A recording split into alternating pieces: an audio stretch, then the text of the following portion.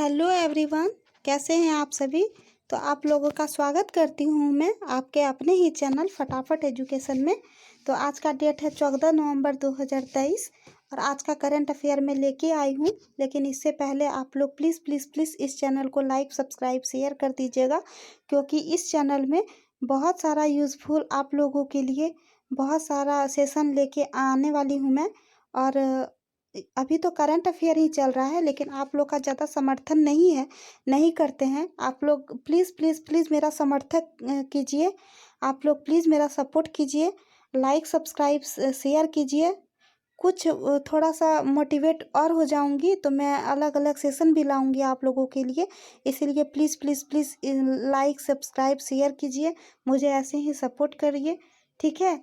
तो आज 14 तारीख है और आज का करंट अफेयर शुरू करते हैं आप लोगों के लिए। ये पूरा जितने भी इंडिया में ऑल एग्ज़ाम कॉम्पिटिटिव एग्ज़ाम होते हैं वो सबके लिए बहुत यूज़फुल है ये।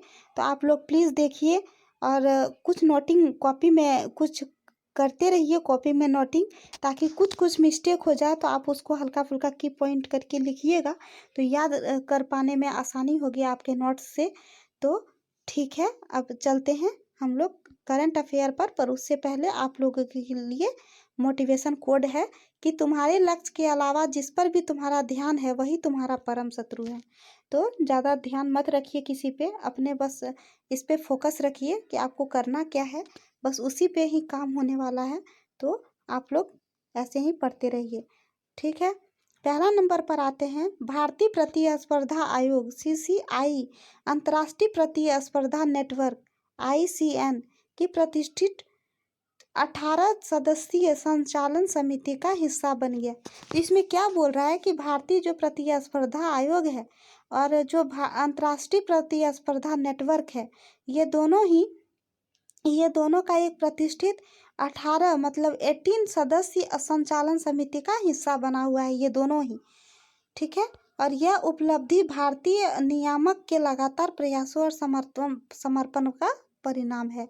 तो यह जो उपलब्धि हुआ है ये भारतीय नियामक के जरिए और लगातार प्रयास होते रहे हैं, और उसी का जो प्रयास और समर्पण किया है ये उसी का परिणाम है, ठीक। 2 नंबर पर आते हैं, भारत की युवा बैडमिंटन खिलाड़ी उन्नति हुड्डा ने अबू धाबी मास्टर्स 2023 महिला एकल बैडमिंटन का खिताब जीत लिया है। उन्होंने फाइनल में सामिया इमाद फारूकी को हराया। तो जो भारत की जो युवा बैडमिंटन खिलाड़ी हैं उसका नाम क्या है, उन्नति हुड्डा। और उन्होंने क्या किया है, अबू धाबी मास्टर्स 2023 में जो महिला एकल बैडमिंटन का खिताब था उसके द्वारा जीता गया है। किसके द्वारा, उन्नति हुड्डा के द्वारा जीता गया है। और उन्होंने फाइनल में सामिया इमाद फारूकी को हराया है। और यह 16 वर्षीय उन्नति हुड्डा का ये जो उन्नति हुड्डा है ये 16 साल की है और ये दूसरा BWF super A100 world tour का खिताब है। ये दूसरा BWF सुपर 100 वर्ल्ड टूर का खिताब है। तो ये याद रखिएगा उन्नति हुड्डा के बारे में। और 3 नंबर पर आते हैं, अंकुर धामा एक ही एशियाई पैरा गेम्स ब्लाइंड वर्ग में 2 स्वर्ण पदक जीतने वाले पहले भारतीय पैरा एथलीट बन गए हैं। अंकुर धामा है, ये पैरा एशियाई गेम्स जो होते हैं तो उन्होंने 2 गोल्डन मेडल जीता है और ये भारत के पहला पैरा एथलीट बन गए हैं। पहला भारत के बने हैं पैरा एथलीट अंकुर धामा, याद रखिएगा। और अंकुर ने चीन के हांगजू में चल रहे खेलों में 5000 मीटर और 1500 मीटर T11 प्रतिस्पर्धा में यह उपलब्धि हासिल की है। तो इतना याद रखिएगा, इतना याद रखने का ज़रूरत नहीं है इसमें।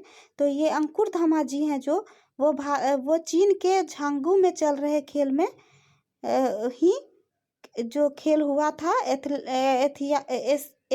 एशियाई पैरा गेम्स, तो उसमें 2 गोल्ड मेडल जीते हैं और ये पहले पैरा एथलीट बन गए हैं भारतीय। और ये चीन के झांगू में चल रहा था ये खेल, ठीक। बस इतना ही याद रखिएगा, आपको मीटर उटर से कोई मतलब नहीं है। 4 नंबर पर चलते हैं, कुमार PVTG, ठीक। कुमार है, कुमार PVTG के बाद बैगा विशेष रूप से कमजोर जनजातीय समूह छत्तीसगढ़ से आवास अधिकार प्राप्त करने वाला दूसरा समूह बन गया है। ये कुमार पीवीटीजी हैं। और उसके बाद बैगा का जो विकास विशेष रूप से जो कमजोर जनजातीय समूह है, तो उसके द्वारा छत्तीसगढ़ में आवास अधिकार प्राप्त करने वाला ये दूसरा समूह बन गया है। ठीक, 5 नंबर पर आते हैं। असम ने 37वें राष्ट्रीय खेलों का पहला स्वर्ण पदक जीता। असम के द्वारा 37वां जो राष्ट्रीय खेल था उसमें गोल्ड पदक जीता है, गोल्ड मेडल जीता है, जब उनकी महिला badminton team doctor Shyama Prasad Mukherjee stadium में फाइनल में महाराष्ट्र को 3-0 से हराया। तो ये असम का 37वां राष्ट्रीय खेल का पहला गोल्ड मेडल है, जीता था। और जब उसकी जो पहली महिला बैडमिंटन टीम थी डॉक्टर श्यामा प्रसाद मुखर्जी, जब स्टेडियम में फाइनल में महाराष्ट्र को 3-0 से हरा देती है और कर्नाटक में महाराष्ट्र पर 3-1 से जीत के साथ पुरुष टीम का स्वर्ण पदक जीता है। और ये तो था असम का बात। ठीक, और ये था महाराष्ट्र का बात। असम में 37वां खेल जीता जिसमें गोल्ड मेडल मिला है, और महाराष्ट्र वाले को हराया था किसके द्वारा? श्यामा प्रसाद मुखर्जी के द्वारा। और कर्नाटक में क्या हुआ था? कर्नाटक यानी महाराष्ट्र पर 3-1 से जीत के पुरुष टीम का स्वर्ण पदक जीता था। तो ये याद रखिएगा। 6 नंबर पर आते हैं। क्वालिफाइंग उल्लंघन के कारण छठे स्थान से शुरुआत करने के बाद मैक्स वेरस्टेपन ने यूनाइटेड स्टेट्स ग्रां प्री में अपनी 50वीं ग्रां प्री जीत ली है। तो ये जो क्वालिफाइंग उल्लंघन के दौरान छठे स्थान से शुरुआत की थी, उसके बाद जो मैक्स वेरस्टेपन थे और उसके द्वारा यूनाइटेड स्टेट ग्रां प्री में और अपने 50वीं ग्रां प्री में जीत हासिल की है। और ये क्या हुआ है? इसके द्वारा मर्सिडीज के लुइस हैमिल्टन ने वेरस्टेपन का बारीकी से पीछा करते हुए दूसरा स्थान हासिल किया है, लेकिन जीत से थोड़ा पीछे रह गए थे। तो मर्सिडीज के द्वारा के लुइस जो हैमिल्टन थे उसके द्वारा वेरस्टेपन का बारीकी से पीछा करते हुए दूसरा स्थान हासिल किया था, और लेकिन जीत से थोड़ा पीछे रह गए थे। तो पहला था वेरस्टेपन और दूसरा था कौन? Lewis Hamilton. ठीक, याद रखिएगा आप सभी। 7 नंबर पर चलते हैं। भारतीय रिजर्व बैंक आरबीआई ने मोबीक्विक के भुगतान गेटवे जाकपे को ऑनलाइन भुगतान एग्रीगेटर के रूप में कार्य करने के लिए सैद्धांतिक रूप से प्राधिकरण प्रदान किया। तो आरबीआई के द्वारा मोबीक्विक के भुगतान गेटवे जाकपे को ऑनलाइन भुगतान, जो ऑनलाइन हम लोग पे करते हैं, उसमें एग्रीगेटर के रूप में कार्य करने के संबंध में सैद्धांतिक रूप से प्राधिकरण प्रदान किया है। और यह जैकपे को नया व्यापारियों को अपने प्लेटफॉर्म पर शामिल करने में सक्षम करेगा, जिससे ऑनलाइन भुगतान की त्वरित और आसान प्रक्रिया में सुविधा मिल सकेगी। और ये जो बैकपे है उसमें जो नई बिजनेसमैन है, व्यापारी हैं, उसको प्लेटफॉर्म में शामिल करने के लिए सक्षम होगा। और इससे क्या होगा? ऑनलाइन भुगतान का जो तुरंत होगा और आसान प्रक्रिया के साथ ये सुविधा मिलने वाली है। ठीक, 8 नंबर पर चलते हैं।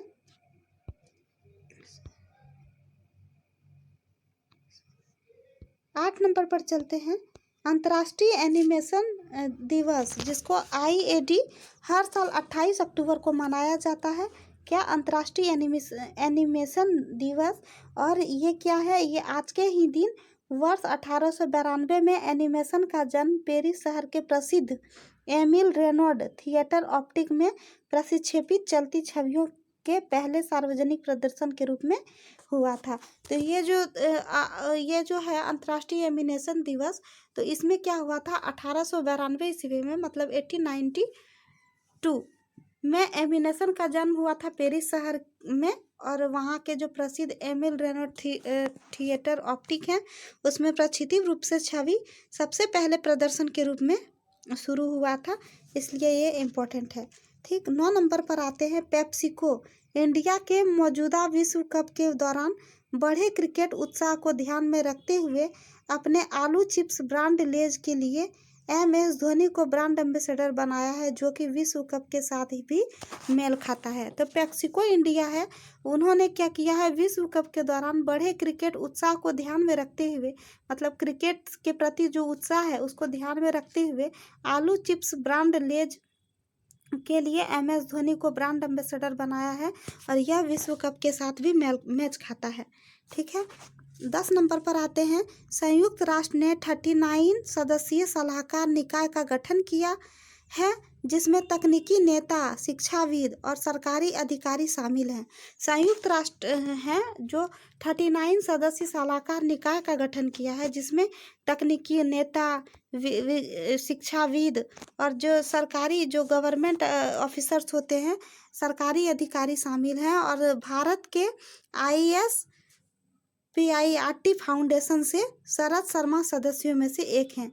तो ISPIRT फाउंडेशन से शरद शर्मा इसमें सदस्य के रूप में भी चुने गए हैं। 11 नंबर पर आते हैं। प्रोफेसर सारंग देव संचालन प्रबंधन के professor, Indian school of businessman में Max institute of the health care management के संकाय और अनुसंधान के डिप्टी डीन को विश्व स्वास्थ्य संगठन द्वारा तपेदिक के लिए राजनीतिक और तकनीकी सलाहकार समूह के सदस्य के रूप में नियुक्त किया गया है। तो अब यहाँ पढ़ते हैं, इसमें क्या है समझा देती हूँ मैं कि प्रोफेसर जो सारंग देव हैं उसके संचालन प्रबंधन के प्रोफेसर भी हैं, और इंडियन स्कूल ऑफ बिजनेसमैन में Max institute of health care management के संकाय हैं, और अनुसंधान के डिप्टी डीन को विश्व स्वास्थ्य संगठन जो WHO कहते हैं, ठीक है, के द्वारा तपेदिक के लिए राजनीतिक और तकनीकी दोनों सलाहकार, राजनीतिक में भी और तकनीकी सलाहकार समूह यानी ग्रुप के सदस्य के रूप में नियुक्त किए गए हैं। तो ये कौन है, सारंग देव। ठीक, ये याद करने का नहीं था, ये समझने का था।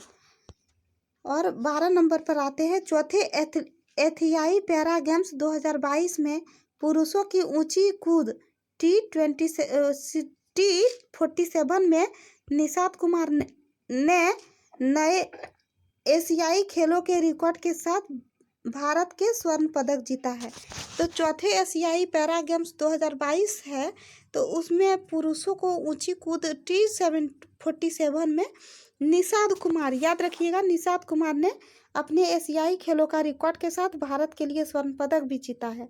ठीक, 13 नंबर पर चलते हैं। NPCI भारत बिजली limited NBBL national payment corporation of India की पूर्ण स्वामित्व वाले सहायक कंपनी ने बिजनेस टू बिजनेस भुगतान श्रेणी के तहत सेवाओं का एक नया सेट लॉन्च किया है।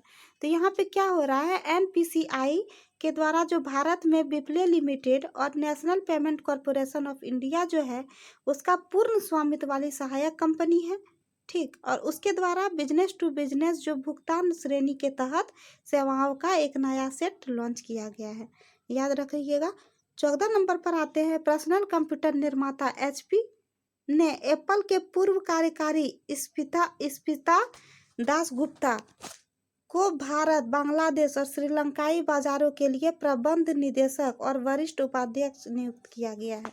तो पर्सनल कंप्यूटर के जो निर्माता हैं HP, उसके द्वारा क्या हुआ है, एप्पल की जो पूर्व कार्यकारी स्पिता दासगुप्ता जी हैं उसको भारत और बांग्लादेश और श्रीलंकाई बाजारों के लिए प्रबंध निदेशक और वरिष्ठ उपाध्याय को नियुक्त किया गया। वो कौन है, वो है इप्सिता दासगुप्ता। ठीक, नेक्स्ट नंबर पर चलते हैं। बिहार के जमुई जिले के एथलीट शैलेश कुमार ने पैरा एशियन गेम्स में ऊंची कूद प्रतियोगिता T63 में स्वर्ण पदक जीता है। तो बिहार के जमुई जिले का एथलीट है, वो है शैलेश कुमार। इन्होंने क्या किया है, पैरा एशियन गेम्स में सबसे ऊंची कूद प्रतियोगिता में T63 में स्वर्ण पदक जीता है। ये जमुई के थे। और यहीं चलते हैं 16 नंबर पर। अंतर्राष्ट्रीय अंतरिक्ष क्षेत्र के स्टार्टअप स्काई रूट एरोस्पेस ने अपनी स्वदेश निर्मित विक्रम-1 रॉकेट का अनावरण किया है। जो अंतरिक्ष क्षेत्र के जो स्टार्टअप है स्काई रूट एरोस्पेस है, उनके द्वारा अपने स्वदेश निर्मित विक्रम-1 रॉकेट का अनावरण किया है। और ये केंद्रीय मंत्री जितेंद्र सिंह हैदराबाद तेलंगाना के ममीदीपल्ली में जीएसआर एरोस्पेस और इंडस्ट्रियल पार्क में स्टार्टअप के नए मुख्यालय द मैक्स क्यू कैंपस का भी उद्घाटन किया गया है। तो यही था, और ये था किसके द्वारा? अंतरिक्ष क्षेत्र के स्टार्टअप के द्वारा था ये सब। और यहीं तक का था आज का करंट अफेयर। ठीक, तो आप लोग प्लीज़ प्लीज़ प्लीज़ इस सेशन को जितना ज़्यादा शेयर कीजिएगा उतना अच्छा होगा, उतने लोगों तक ये वीडियो जाएगा और उसके लिए यूज़फुल होगा। तो प्लीज़ शेयर, सब्सक्राइब और लाइक कर दीजिएगा। मिलते हैं अगले सेशन में। Thank you.